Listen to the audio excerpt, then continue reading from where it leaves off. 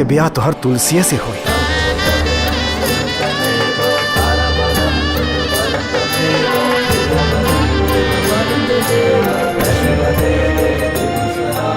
कुछ उलझन में बानी हमके कुछ टाइम चाहिए।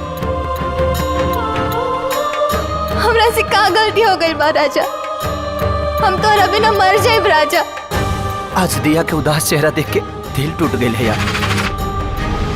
अब पता ना काहे तू मन करा था कि ओकरा के जिंदगी की सारा खुशी दे दी। तो के दिलवा में ऐसे बसा ले हनी हम, दिल के धड़कन भी हमसे नाराज हो गई।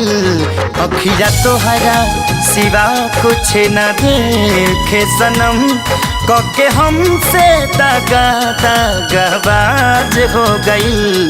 तो के दिलवा में अरे तू पाप करता रे पाप।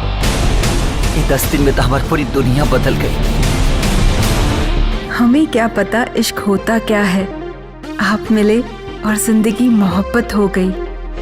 पूछत का है नहीं खा हमार मजबूरी हो,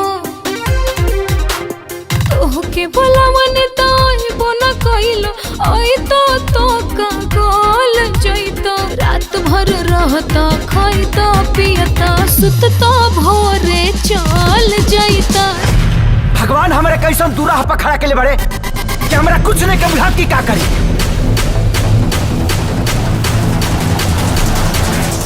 हमारा कुछ समझ में नहीं आवत कि ओकरा के हम कैसे बताएं कि हम तो उससे प्यार करेंगे। हम